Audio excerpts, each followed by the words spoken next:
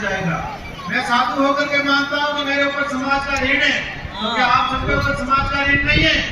आप सब ऐसे बुरी होकर बैठे हो, केवल आए भोजन किया और चले गए, इतने समझते हैं हम लोग। बहुत सारे सामाजिक कार्यक्रम देखे हैं मैंने, जब भोजन शुरू हो जाए तो ऐसे टूट पड़ेंगे जैसे कि कई दिनों के भूखे हो।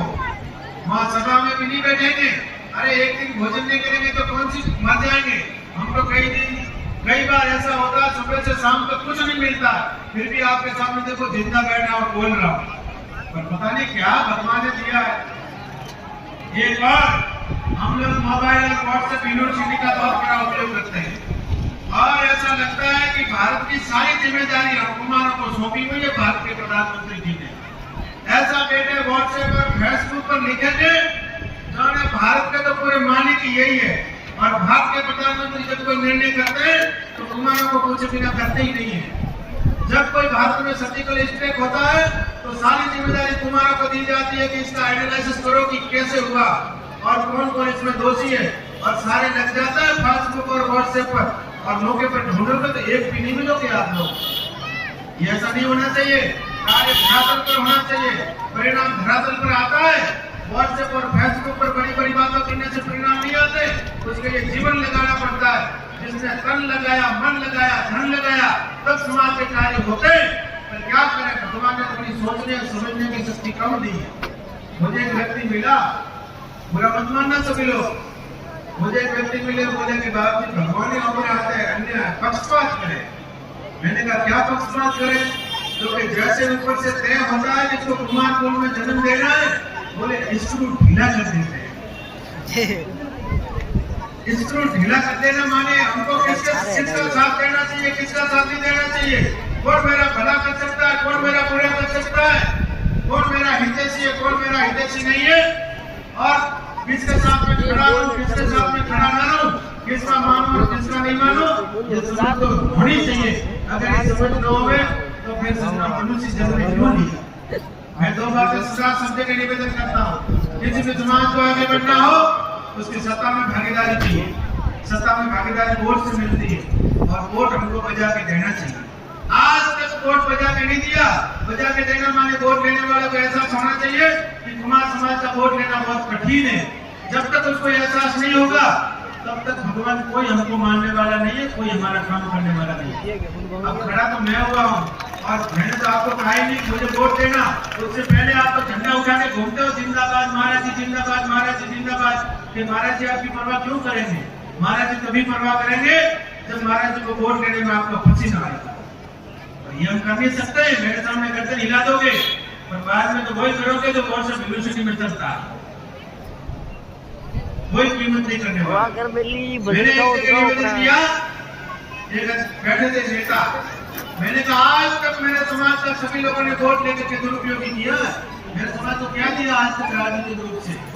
अब मैंने कहा मैं पीछे खड़ा हूँ, अब मेरे समाज का दुरुपयोग नहीं होने दूंगा, तो आप मेरे पीछे खड़े हो जाओ। ईमानदारी से निवेदन करता हूँ, अगर मेरे कहने से 10 साल चल जाओगे, मैं समाज को उन्नत शिखर पर ले जा सकता हूँ, तो सामर्थ्य भगवान ने मुझे दी। अहंकार से नहीं कह रहा हूँ, पर आपका साथ नहीं है, अकेले आप कुछ नहीं कर सकते। अकेले क्या कर सकते हैं, अकेले तो सब जगह घूमे ने। अगर कोई पीछे खड़ा हो तो उसका परिणाम दिखता है। सबसे पहले सत्ता में भागीदारी चाहिए, उसके बाद प्रशासन में भागीदारी चाहिए। प्रशासन में भागीदारी मिलती है शिक्षा से। आपके बच्चे अच्छे पढ़े लिखे हों, आपके बच्चे IAS बने, IPS बने, RS बने, RDS बने, और वो उच्च पदों पर जाए, तो फिर आप देखो समाज में कैसे कार्य होते हैं। और अगर ये नहीं कर सकते हो तो सज्जनों, फिर पीछे वाली पंक्ति में तो बहुत वर्षों से खड़े हैं, और आगे भी पीछे वाली पंक्ति में खड़े रहेंगे। पीछे वाली पंक्ति में खड़े नहीं रहना, हमको आगे वाली पंक्ति में आना है, उसके लिए सभी लोगों को प्रयास करना पड़ेगा। अगर सदा पूरा समाज इस कार्य में लग जाए कि मैं मेरे परिवार को उन्नत बनाऊंगा, मैं मेरे परिवार को संस्कारवान बनाऊंगा, मेरे परिवार को व्यसन मुक्त बनाऊंगा, मेरे परिवार को सुशिक्षित बनाऊंगा, मेरे परिवार को समृद्धिशाली बनाऊंगा, और मेरे परिवार को मैं संगठित करूंगा, तो जैसे दूसरे समाज उन्नति आगे बढ़ने लग जाएगा। नहीं तो सज्जनों पहले भी उसी जगह खड़े थे, आगे मैं आपको निवेदन करता हूँ, हम सब किसान लोग हैं, हमारे घर में पहले गौ माताएं थी, गौ माताएं निकल गई, हम सब लोग डेयरी का घी दूध खाने लगे, भैंसों का विद्युत खाने लगे या तो बाड़मेर में तो भगवान की कृपा भैंस रह नहीं सकती, क्योंकि इतनी गर्मी पड़ती है कि भैंस आवे तो मर जाए। यहाँ तो सबके घरों में एक एक माताओं, एक एक गौ माता रखो, अपने बच्चों को गौ माता का घी खिलाओ, गौ माता का दूध पिलाओ, गौ माता की छाछ खिलाओ। आपके बच्चे अच्छे बनेंगे, तीक्ष्ण बुद्धि वाले बच्चे बनेंगे। आज भी आप पूरे बाड़मेर जैसलमेर का पूरा आप प्रयोग कर लेना। जितने IAS और IPS बाड़मेर जैसलमेर से चुने जाते हैं, इतने और कहीं से नहीं चुने जाते हैं। आज भी गौ माता का प्रभाव है, जोरदार है, बिल्कुल सही बात। खान पान सुधरेगा, पैसा बीमारी में नहीं लगेगा, वो पैसा बचेगा, उन पैसों को अच्छे काम में लगाओ। सभी लोग संगठित रहो। जब समाज की बात आवे, आपसी मतभेद भूल जाओ, वो दरवाजे से बाहर करके आने का। मैं सबको निवेदन करता हूँ कि हाथ की उंगलियां बीती नहीं है, कोई मोड़ देगा, और हाथ की मोटी बना दोगे तो बोलने में भी पसीना आएगा।